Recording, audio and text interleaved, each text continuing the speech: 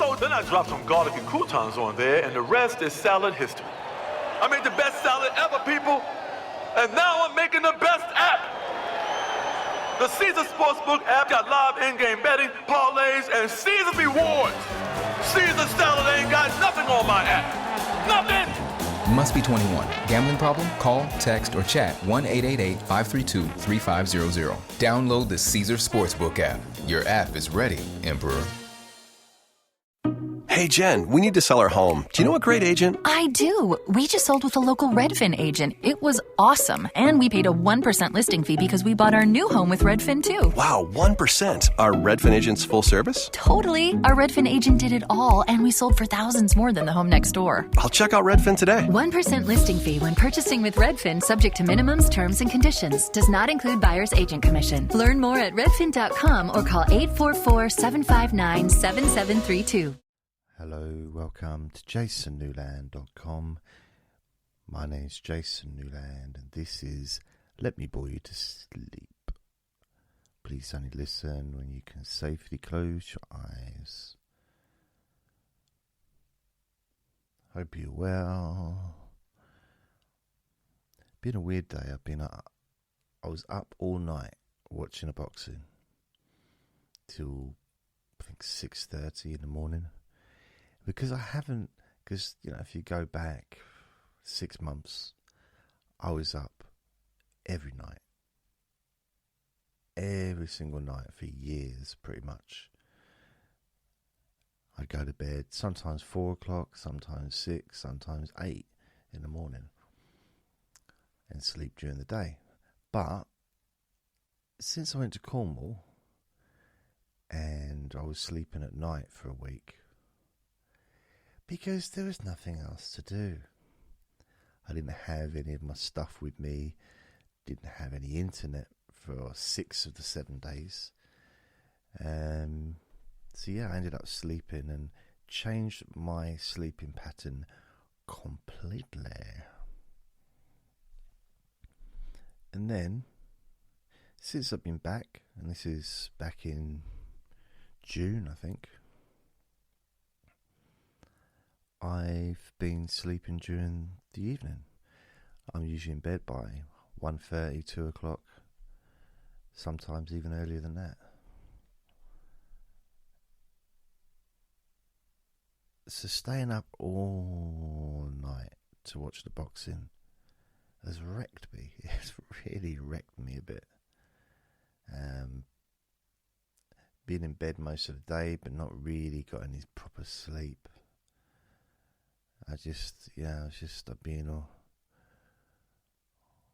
over the place in a way, It's like, But it's okay. It was one of the best fights I've seen in a long while. Heavyweights. It was Tyson Fury and Deontay Wilder. Deontay, that's not a real name. No, it is. Deontay Wilder. Deontay. What's wrong with Bob or Steve or Harry? Deontay. Deontay. I've never met anyone called Deontay. It's quite a cool name, actually. And his name's Wilder, which is perfect for him because he's wild in the ring. And then you've got Tyson Fury. Perfect. Tyson after Mike Tyson, and then Fury because he's furious. And he was furious. The looks in his eyes at the beginning of the fight, where the referee put them together and says, "Now, no punching each other in the ghoulies, okay?" And Tyson Fury's eyes, he looked like he needed to be sectioned. I've only seen that look before in people that were having an episode. He looked really, really, really angry, which I find strange because normally in boxing, it's not really an anger thing, it's a skill thing, it's a concentration, strategy.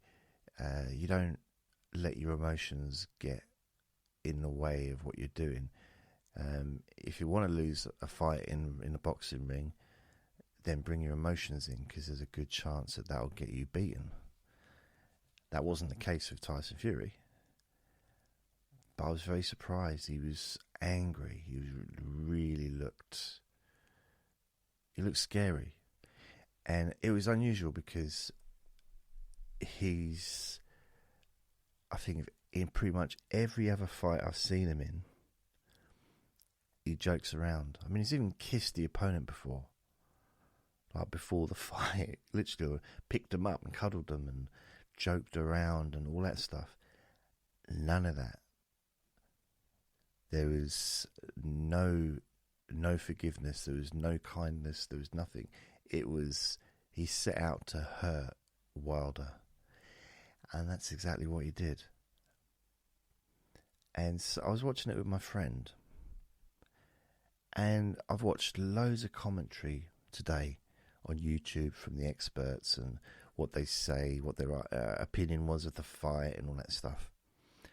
The one thing that no one's picked up on, and both me and my friend picked up on, was that Tyson Fury, after he battered Wilder, and Wilder was practically knocked out, he held him up. He kept holding him up and pushed him against the ropes, almost as if to stop him from falling over or being knocked down. He wanted it to continue. He wanted to hurt him. Now, no one in any of the post-fight, I don't know, evaluation or whatever you want to call it, no one's mentioned that. No one's picked up on that. And we both picked up on it while it was happening. And the first thing, it should have been stopped long before he actually ended up getting knocked out. He was injured, badly injured. It was quite horrible to watch. Even as a boxing fan, I don't want to see the other person hurt. You know, I don't mind seeing them getting like knocked out. But seeing him getting punished, you know, for round after round, and he was being bullied, you know. Tyson did go down twice, though.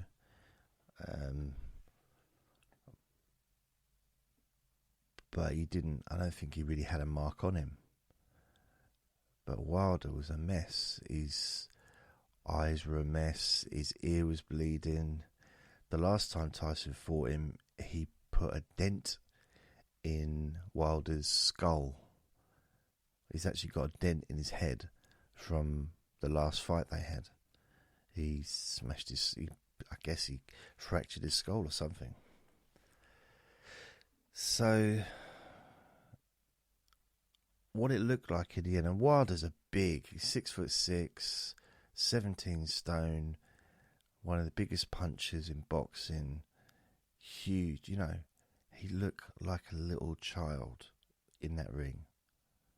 It wasn't just because Tyson Fury was 3 stone heavier, because Wilder put a lot of muscle on, so he did look big.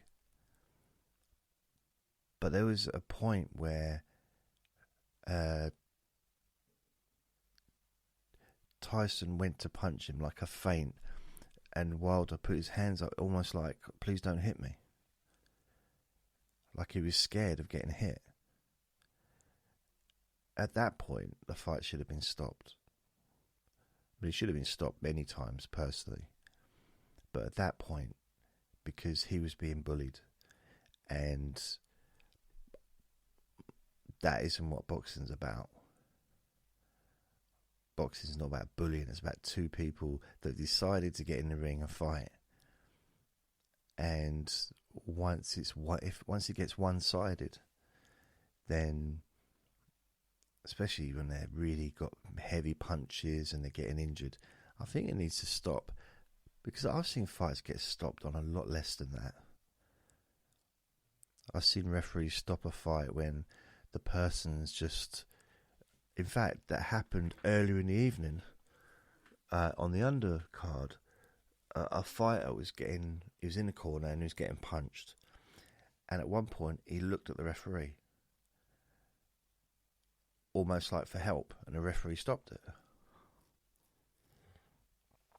The referee wouldn't have stopped this if that had happened. There was no stopping it until Wilder was actually knocked out. And it was just, and even the filming of it that was at that point was awful, because Wilder went down onto the floor, the referee bent over, and then the camera went straight to Tyson, putting his hands in the air. It's only on the replay that you actually see the referee put his hands up and stopping the fight. Didn't see no count or anything. So from a filming perspective, that was pretty bad work. You know, the camera should only be on the person that's been knocked down. In that instance, it's not about anyone else, about them. It's about the referee counting, or if the referee stops it, you need to see that. Didn't see it. Now I saw one fight, the referee was so awful. The corner chucked the towel in, and the referee kicked the towel out of the ring and carried on the fight. Now that is apparently allowed, which I don't understand. But as far as I'm concerned, you know, if I was in the corner and I'd chucked the towel in and the referee continued, I would have got in the ring and got in and finished it and stopped it.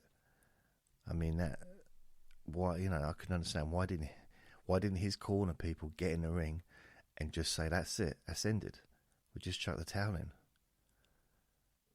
So the referee had I don't know, a little power trip maybe, I don't know, but that was a different fight anyway. But it was a really exciting fight. And it wasn't one-sided the whole way. There was times when Tyson got knocked down, twice in fact, and there was a real chance that he was gonna lose, because if he'd have got knocked down a third time,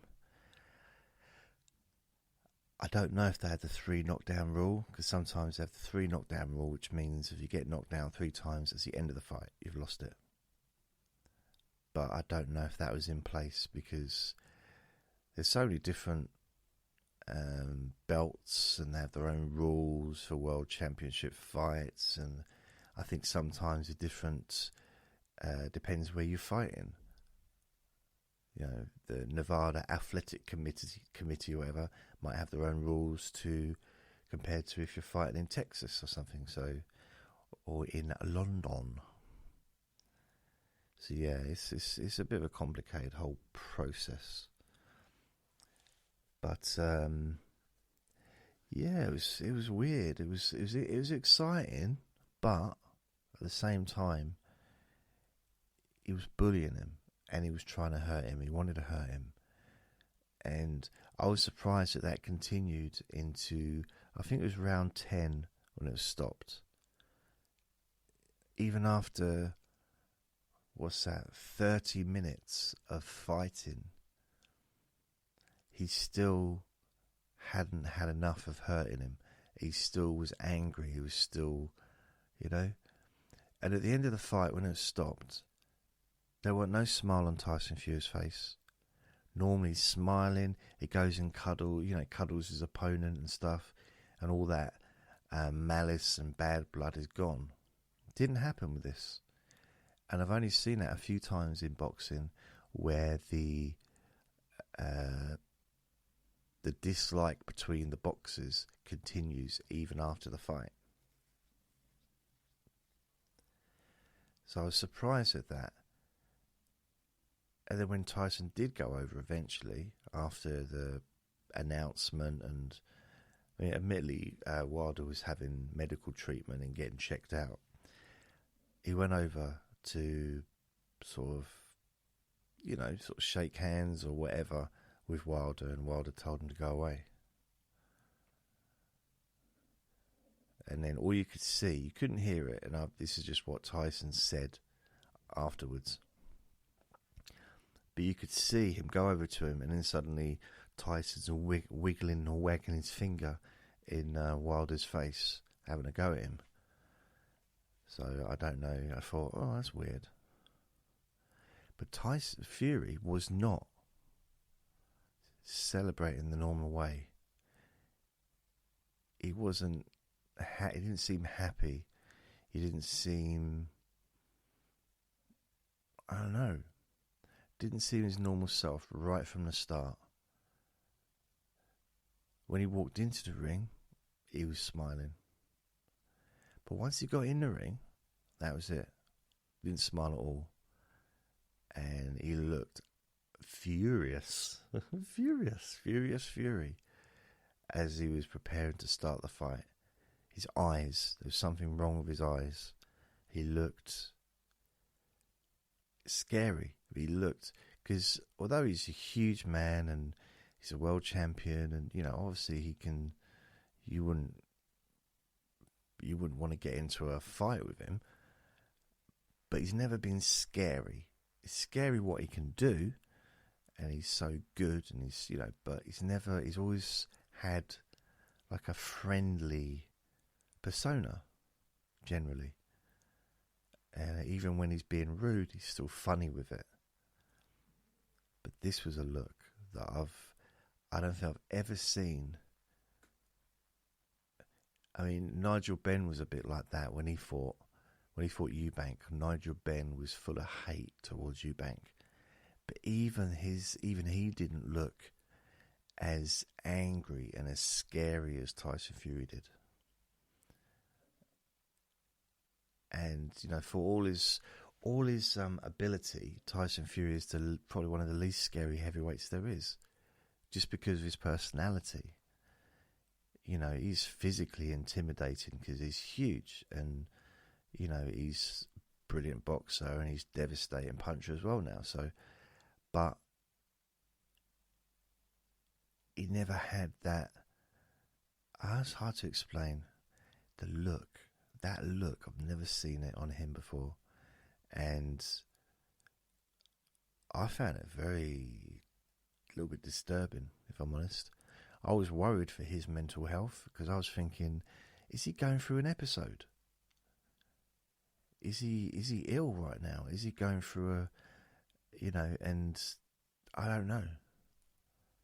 Because he looked basically like someone out to cause harm. And if he'd have done what he did outside of the ring, he'd be spending probably the next 4 or 5 years in prison. Because he looked like he was out to kill him, but slowly. Out to really just tear him to bits, which is what he kind of did, really. Now, he did it in the boxing ring, which means he gets paid $60 million or whatever for doing it. If he did it on the streets, outside a kebab shop, he'd spend the next few years in prison. Because of the damage he caused the other person. He wouldn't have got done for attempted murder, but he would have got done for seriously hurting someone. Now, you could say that about any boxing, but the intent, that he had in his eyes, and he admitted it, he wanted to hurt him. And I think that he held him up, purposely stopped Wilder from falling down, because he wanted to keep hitting him. He wanted to keep the pain and the suffering lasting. Now, I realise this isn't very interesting for most people that don't like boxing, but it is supposed to be a boring podcast, so I thought I'd talk about something that I find interesting.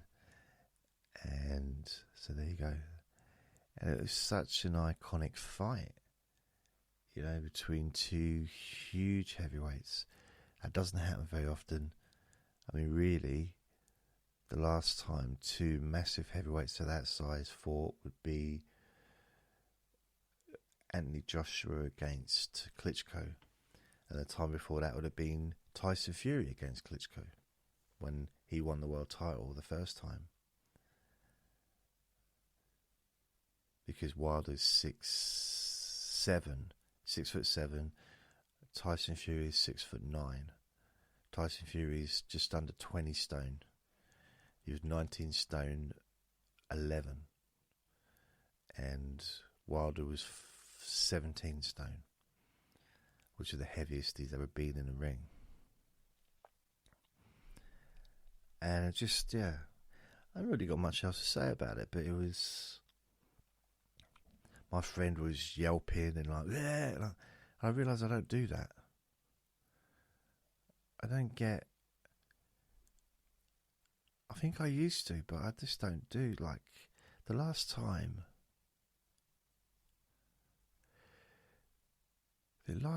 I yelled at a boxing fight was, I remember when Frank Bruno won the world title in, I think it was 95, I think. It might be 94, but I think it was 95. When he won that title, I was watching it in the pub in East London with my friends, and it was brilliant. You know, it was just, he won the world title after losing. He'd fought for the world title a few times. He fought, who did he fight? Witherspoon, lost, got knocked out. He fought Mike Tyson, lost by getting knocked out. He fought Lennox Lewis, lost by getting knocked out. And the person he beat to win was the person that had won the world title from Lennox Lewis.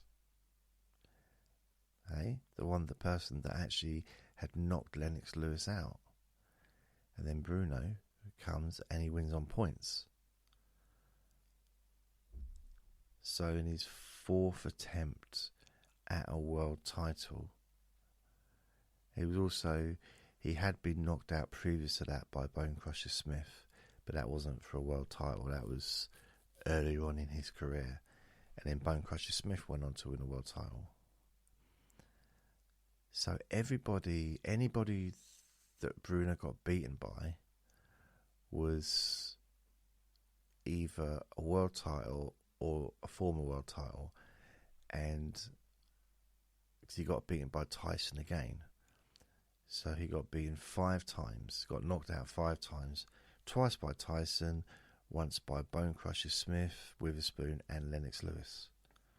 Tim Witherspoon was so it's quite weird how they all kind of mixed together as well. So you got Bone Crusher Smith knocked out Bruno, and then Witherspoon knocked out Bruno a couple of years later when he fought for the world title. And then a couple of years later, Bone Crusher Smith knocks out Witherspoon for his world title. And then Tyson beats Bone Crusher Smith for his world title when he basically unified the titles. And then what's his name?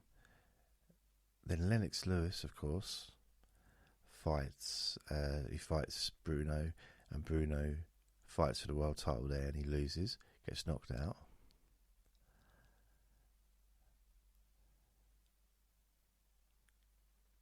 Lennox Lewis fought Tyson. So there's all this crossover where the different people that beat Bruno fought each other. So Tyson fought Lennox Lewis. Tyson fought Bone Crusher Smith. Bone Crusher Smith fought Witherspoon.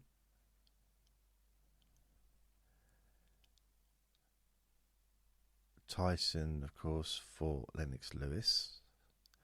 Lennox Lewis fought McCall.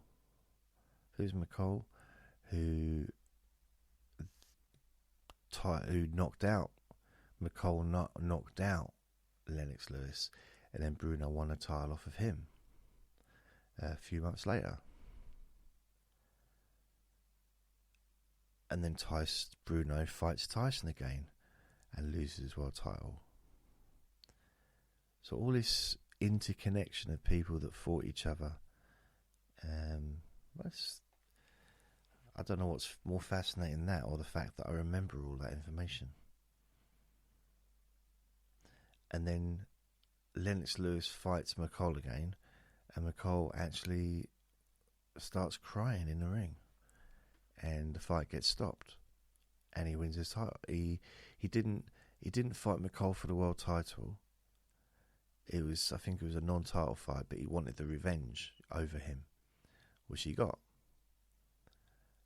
But he was crying. He was crying in the ring. I forget his first name. David something, I don't know. It'll come to me. So it's kind of interesting, all these like different people that were connected in that way. But Bruno retired after the second Tyson fight, because what happened is Tyson, for those that don't know, Mike Tyson I'm talking about here, he won the world titles. He won the first world title, Trevor Berbick, 1986, I think it was November. Then I think he defended it a couple of times. Then he fought, I don't even remember which order he fought in. Oh, here's another little connection.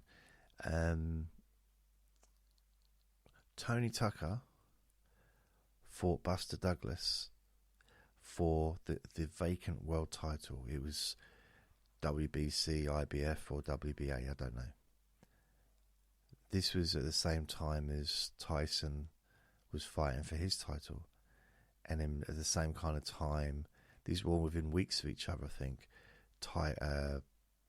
Witherspoon fought Bone Crusher Smith.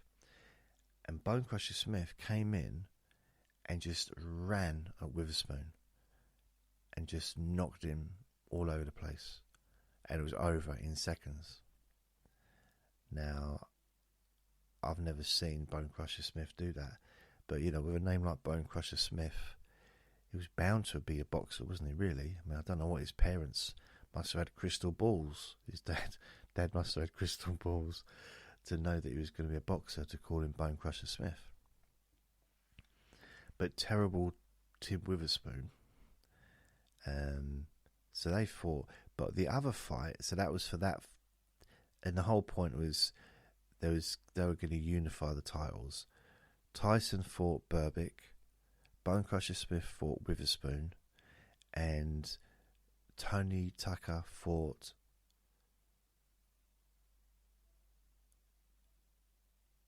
I forgot. Oh, I had his name, didn't I? I had his name and now it's gone out of my head.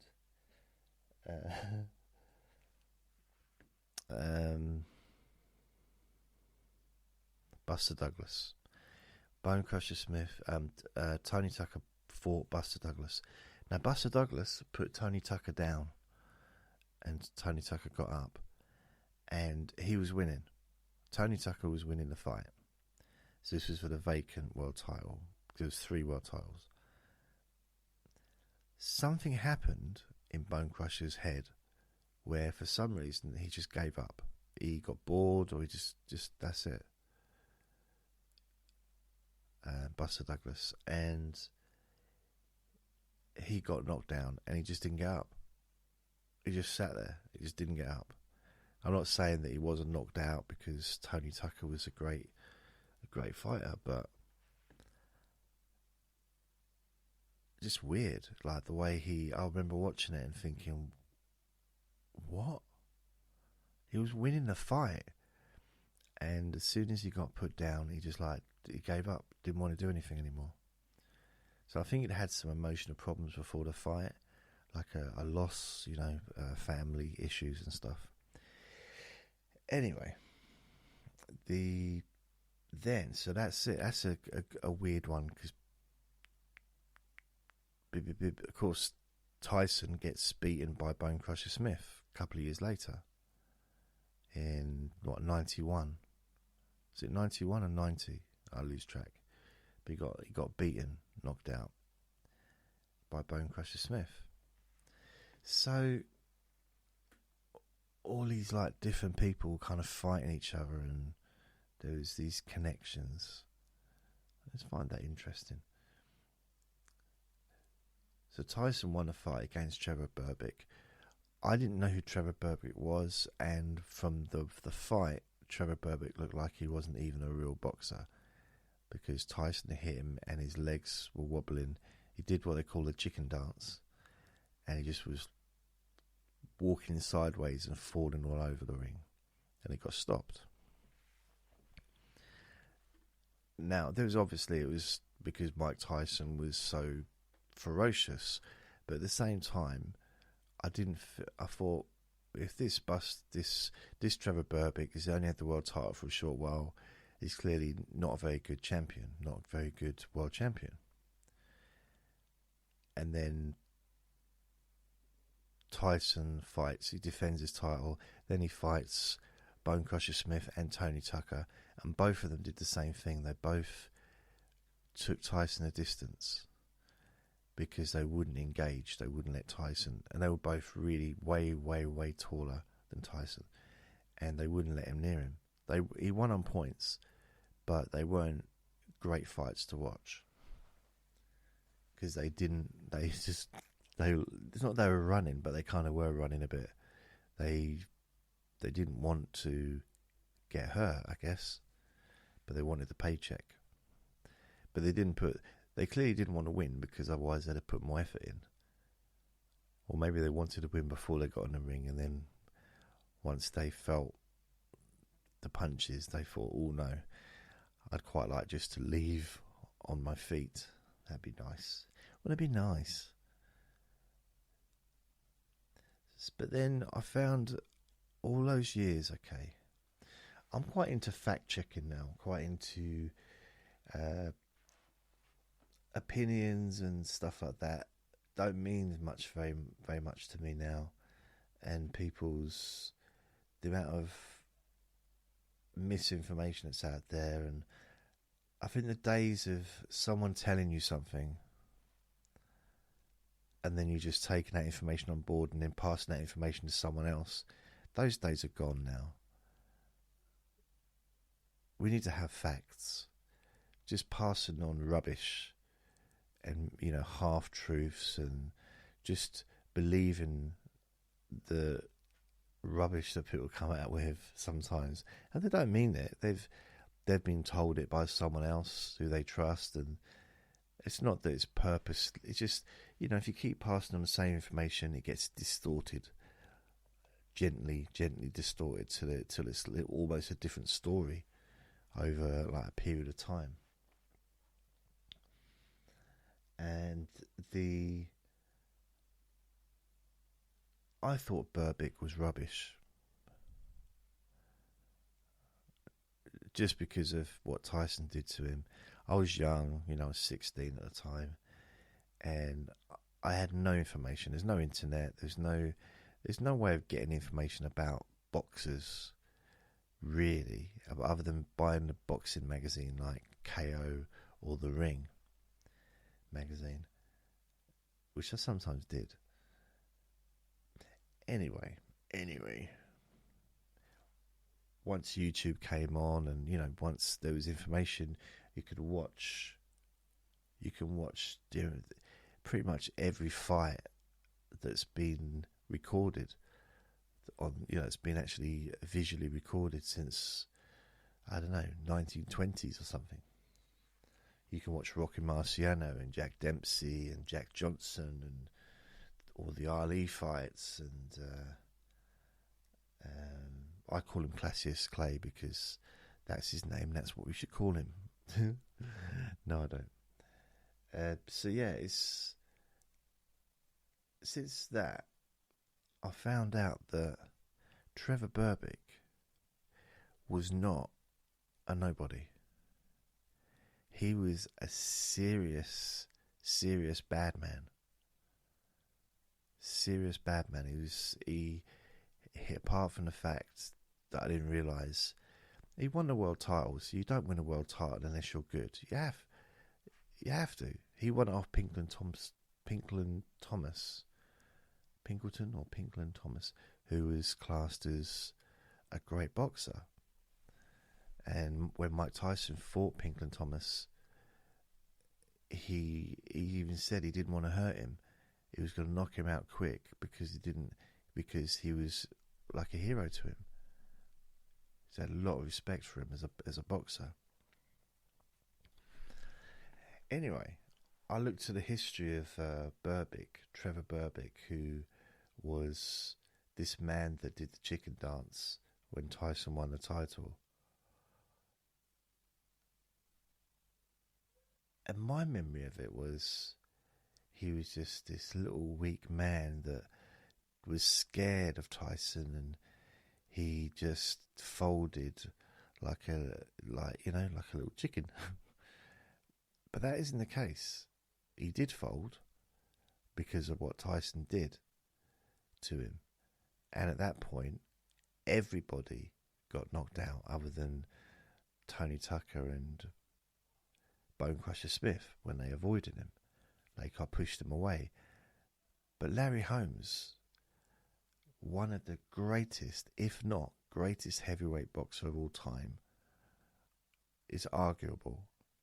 He was, in his peak, beyond brilliant. You know, he defended his world title loads of times. I think he was a champion for 12 years or something. He is classed as one of the greatest heavyweight boxers of all time. And he had 48 wins, right, when he fought. Who did he fight? Michael Spinks, who is the light heavyweight champion. So he fought Michael Spinks, and it should have been his 49th fight, which meant he was going to equal Rocky Marciano's record of 49 wins. No one else had touched it, even got near it, as a heavyweight world champion. So that was his 49th fight, I'm pretty sure, and Michael Spinks beat him on points. They had a rematch, and Michael Spinks beat him again. And Michael Spinks was so brilliant in those fights. It was just phenomenal. The speed was amazing. But he never got knocked out.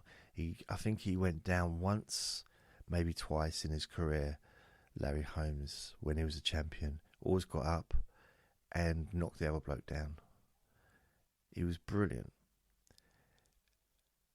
And he'd only had a couple of years out of the ring when he fought Tyson. And Tyson knocked him clean out. Michael Spinks, who beat Holmes, had only had a couple of years out of the ring. In fact, some people classed him as still the world heavyweight champion because he hadn't been beaten. I don't know if he retired or he had an injury or something, so he had to vacate the belt. A lot of people thought that he was going to beat Tyson. A lot of people thought that Larry Holmes was going to beat Tyson. Again, he knocked Michael Spinks clean out. Which I think goes to show more about Mike Tyson, how good he really was. To be able to knock out veterans who have got granite steel jaws, to be able to knock those people out at such an early age as well. But someone with such great skill and experience. And none of them were old. Yeah, they were in their 30s, but they weren't old. And then Larry Holmes, he gets knocked clean out. He comes back a few years later at the same kind of time as George Foreman.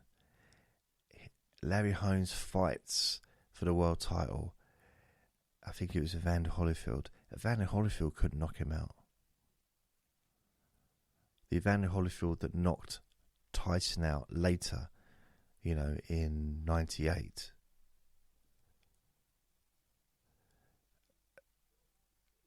couldn't, so when Evander Holyfield was at his peak, he couldn't knock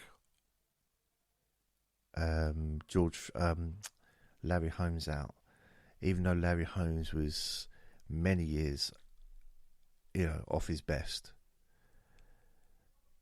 Again, that just shows how phenomenal Mike Tyson was in his peak, in his early days. How powerful he was to be able to do what even 10 years later, someone couldn't do to Larry Holmes.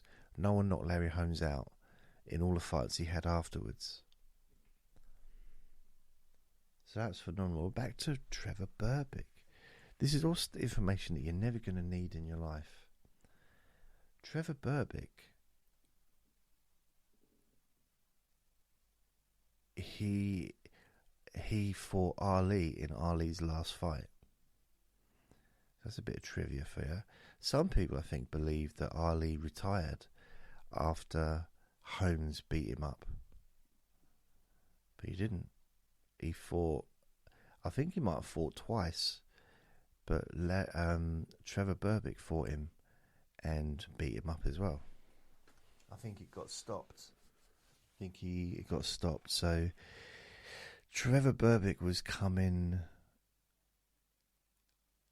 He was coming from a place of no one's going to like him because he hurt Ali, who was, everyone knew Ali was way past his prime. He was an old man in boxing terms. He'd already been beaten up by Larry Holmes. That stopped Larry Holmes from getting the love that he deserved, because some people never forgave Larry Holmes for doing that, even though that's his job, even though he did hold back, even though he was trying to sort of tell the referee to stop it.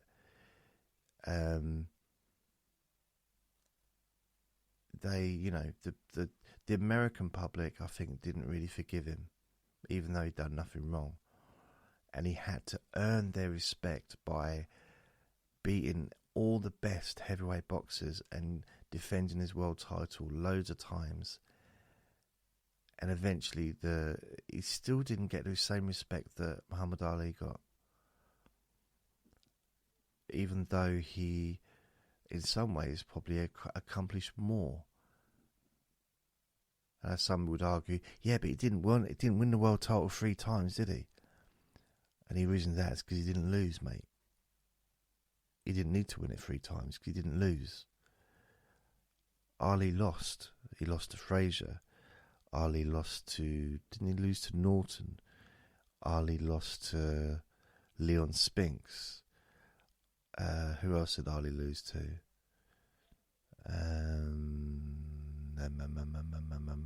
Frazier. Did I say Frazier? So yeah, Muhammad Ali, I think he lost about 5 or 6 times in his career. Didn't take away from him being brilliant and being, the most famous boxer in the Western world. Because you say he's always the most famous boxer in the world. Not in Mexico, he ain't. Caesar is it Julius Caesar or whatever? He's the most famous boxer. They're like royalty. In Mexico, the royalty, like Canelo, he's royalty. They're way more famous than Muhammad Ali. Muhammad Ali's known everywhere in boxing world, but there's other more, in other countries like Thailand, Manny Pacquiao. No one's more famous in, is it the Philippines, isn't it, rather? In the Philippines, no other boxer is more famous than Manny Pacquiao, even though he's now retired. And probably no one ever will be, because he is like royalty. And they take royalty very seriously out there. Very seriously. It's almost like a god. I'm not even under it. You might think I'm exaggerating there. It's not. Royalty in the Philippines and Thailand, they are like gods. You do not, you can't say anything. You can't say anything controversial. Like over here, you can kind of just say whatever you want. But apparently in Thailand, if you say something derogatory against the king, you get arrested, put in prison. If not worse. The people will, they'll attack you because you're not allowed. It's so sacred to them. Now, I don't understand that, if I'm honest. I really don't. But, hey, I don't kind of want to understand it because I'd never want to have that mentality of something being so sacred, like a human being. No human being should ever, in my mind, ever be above any other human, really, to be fair. I know we've all got our little roles in life, and of course the king of a country is going to have a slightly higher profile than a postal worker. And that's not defamatory towards a postal worker, because I love postal workers. I do. I got a thing for the post office. I don't know what. I wanted to be a postman. I did. I quite like the idea of being a milkman. Now, some of you listening, if you're still awake, are thinking, oh, good, he's moving away from boxing. He's not going to talk about boxing anymore. He's going to talk about being a milkman or a postman. And we can handle that. That kind of boredom is okay, but not about boxing, because he's clearly interested in what he's saying. And that's no good. We need it to be, even though it's boring for us, we want it to be boring for him as well. Let him suffer too. No, I want to talk about boxing. Now, Trevor Berbick, right, when he fought Holmes for the world title, and he was a young man, he was like early 20s, and he gave Holmes the fight of his life. Like, really, I think he might have even knocked Holmes down, I'm not sure, but I think Holmes beat him. I don't know, I can't remember if Holmes knocked him out or if it was a points thing, but he was good. He was like the next big thing, Trevor Berbick was. It weren't, this person that Mike Tyson won the world title from. The idea of he was just the chicken man, did the chicken dance. No, he was the real deal. He could have had a fight with anybody from any generation of boxing when he was in his, when he fought Holmes. It'd have given anybody a really good fight. He was good. He was a good, really, really good boxer. So that adds more to the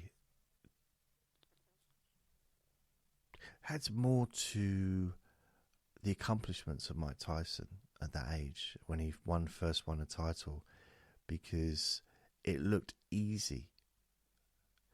It looked almost like it was just given to him. Like this person was not very good, and he chose the easy way. But he didn't. If anything, he probably fought the best out of the three, out of Buster Douglas, Tony Tucker, and what's his name, Berbick. Berbick was possibly the best one out of the three. Possibly. Although the other two, it's hard to tell. But Berbick, one thing I didn't realise until I looked into it, Berbick came back. He didn't retire. He came back and he won loads of fights, and then he lost.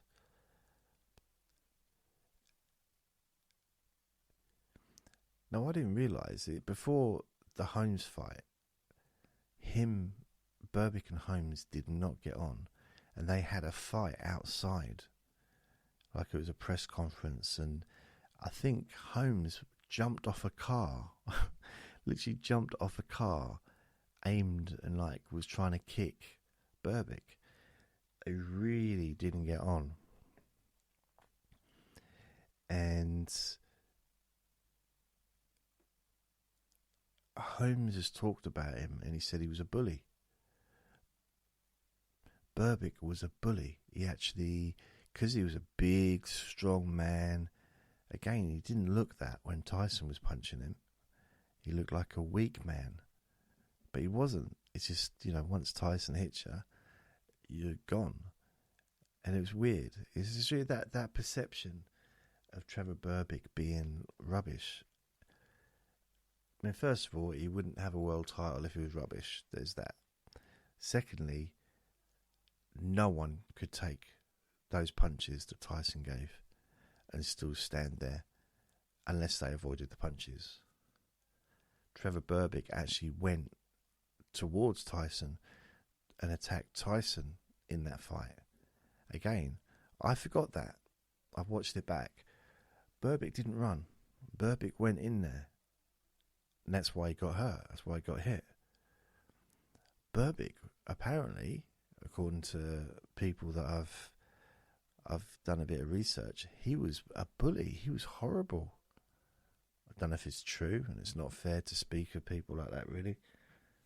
But he died. He got murdered. He died in I think it was in Africa or somewhere. It was with a family member. It was over some land, and I think his cousin shot him. Something like that. And he was like, wow. And I don't think he'd even retired from boxing at that point. Not 100%, if I'm honest, but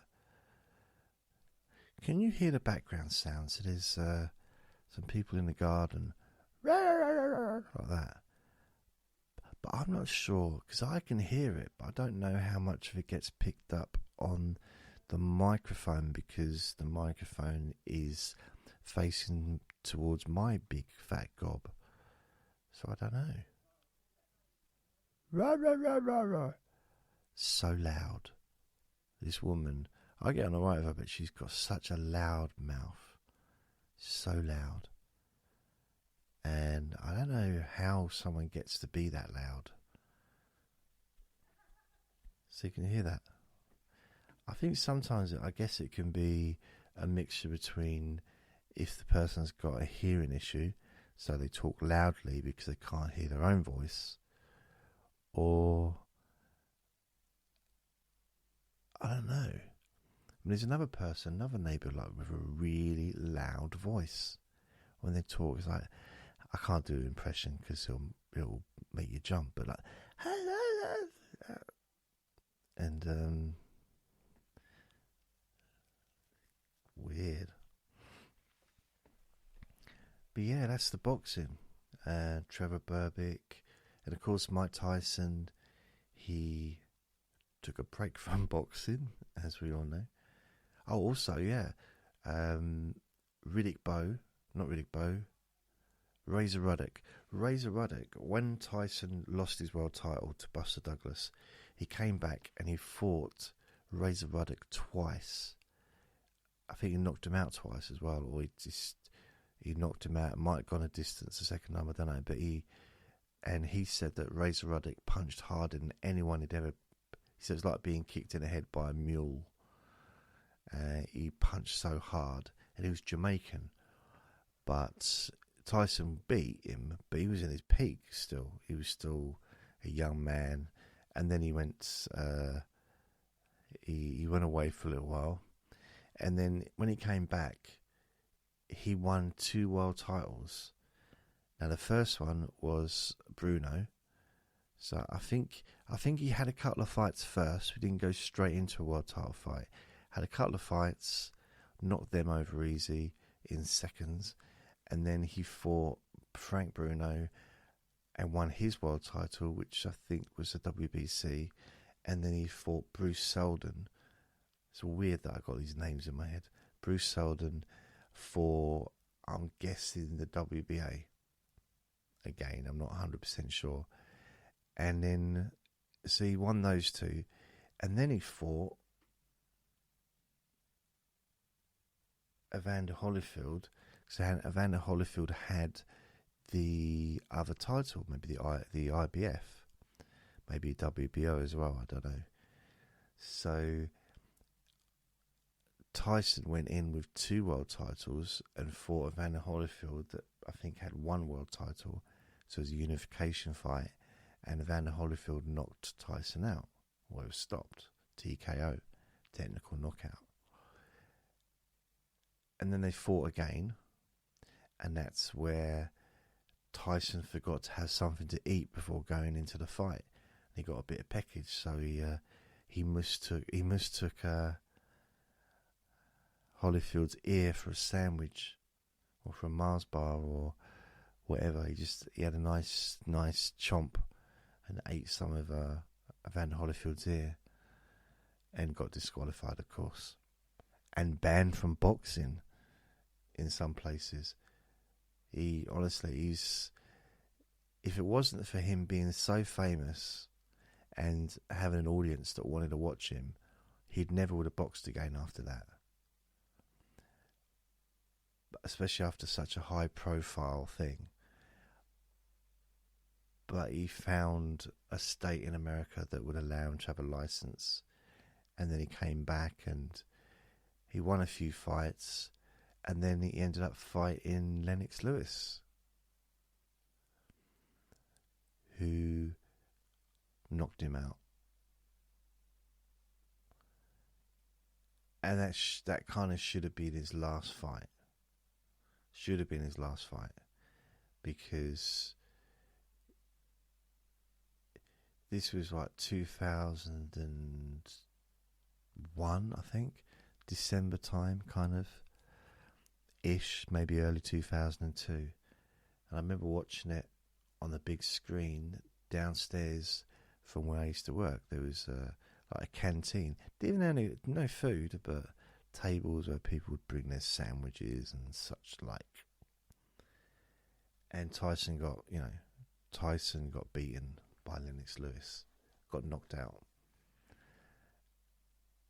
So again, more connections. So Lennox Lewis fought Holyfield twice. Tyson fought Holyfield twice. Tyson and Lewis fought each other once. Lewis won. The whole sort of connection of different boxers that fought each other. I'm pretty sure Lennox Lewis fought Tony Tucker, but I know that Herbie Hyde knocked out Tony Tucker to win the WBO title from him. And so there's lots of connections between boxers that fought each other and then fought each other and then fought them, and blah blah blah like that. So then Tyson came back again, and he was knocked out. I think he had maybe a couple of fights, and he got knocked out by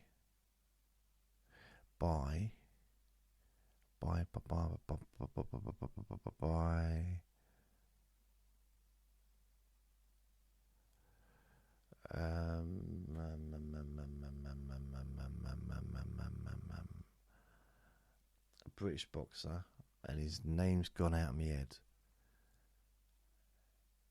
So he got knocked out. Tyson got knocked out by Buster Douglas. He got knocked out by Holyfield. He got knocked out by Lennox Lewis. He got knocked out by... But then later on, so he got knocked out by him. He was an English fighter. He then went on to fight Klitschko and got knocked down about 4 or 5 times by Klitschko in a world title fight. Danny Williams. Wow, I'm not searching it on the internet. I'm using my brain. I'm surprised at all these different names I've got. Now, Danny Williams was really good, and he a really nice bloke as well apparently. But he fought Tyson. He wasn't given a hope in hell chance of winning, and I think he was also knocked down at least once in the fight. But he got up and he knocked Tyson clean out. And then he got his world title fight with Vitaly Klitschko, because that was before Vladimir was like the big cheese. Vitaly Klitschko just kept putting him on his bum quite a few times. Now, something special about Danny Williams is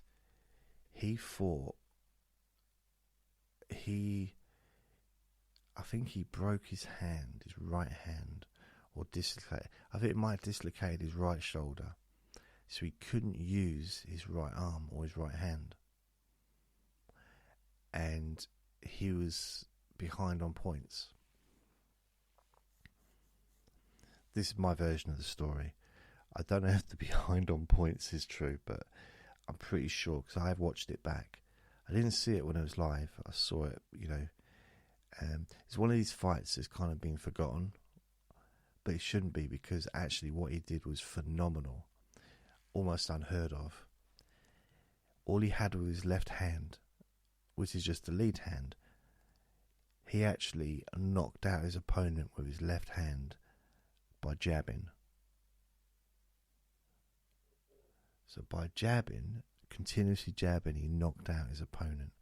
And he literally, I think his right arm was either broken or dislocated or something like that. So he only had his left leading hand to work, and he ended up knocking out his opponent. Now, I'm not sure if that's what led him to fight Tyson or not. I'm not sure. So Danny Williams knocked out Tyson, and then Tyson had, I think, another couple of fights, and then he fought, I can't remember this bloke's name.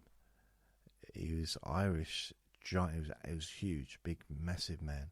He was from Ireland, and he knocked Tyson out. And that was Tyson's last fight. That was it. He didn't fight after that. And it was almost just like, oh, he's been knocked out again. Wasn't even an upset anymore, because he'd been knocked out, too many times for anyone to be shocked anymore. But he was still a phenomenal puncher. But, he didn't have the speed, he didn't have the ability, or he didn't try to avoid getting punched. So he got punched more. In his early days, his head movement was phenomenal. Constantly nodding, he was. So, yeah. That's it, really. I don't normally talk about boxing in such depth, but I thought I would, because it was pretty amazing.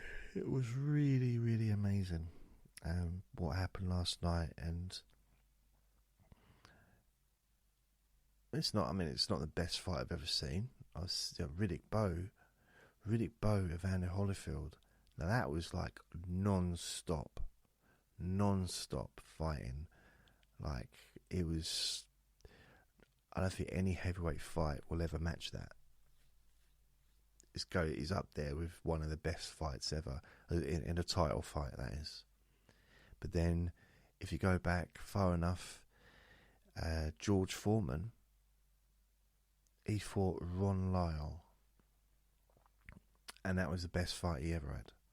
It was back and forward, both went down, both got up, and George Foreman, let's face it, he's famous for two things. His most famous two moments was losing to Ali and then winning a world title back, when he was about 63 years old. So those were the two things that he's kind of most famous for. Out in the ring, outside of the ring, obviously, that meat cooker thing.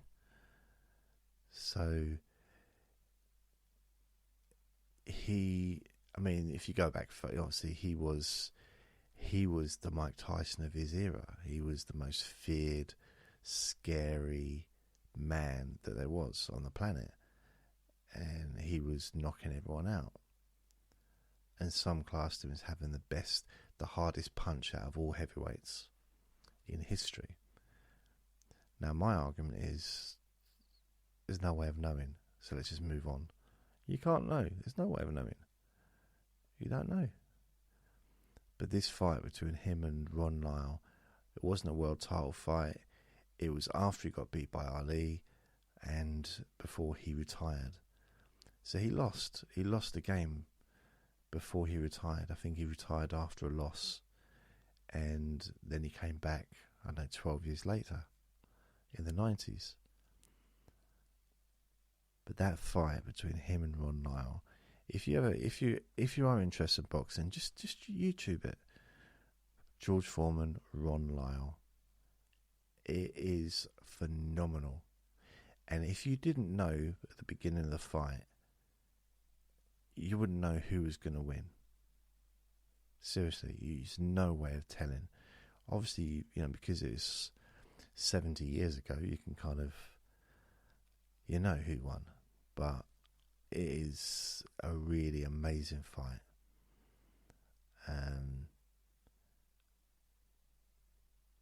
So that's it.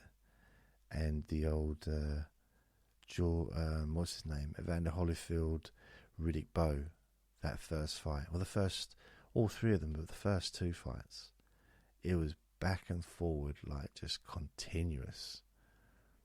So Evander Holyfield, Riddick Bowe won the world title from Evander Holyfield. He won all three titles. He chucked one in the bin because he didn't want to defend against Lennox Lewis.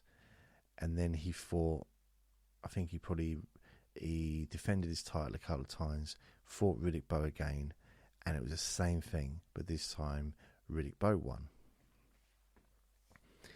And then the third fight was, I think, a couple of years later. Neither of them had the world titles, and Riddick Bowe knocked out Evander Holyfield. Yeah. If only I was disinterested in subjects at school, I might have actually got some good grades. Hey? I might have got A grade at least, instead of unclassified, which is what I did get. So anyway, thank you for listening. Remember to be kind to yourself, and I'll be back tomorrow. Lots of love.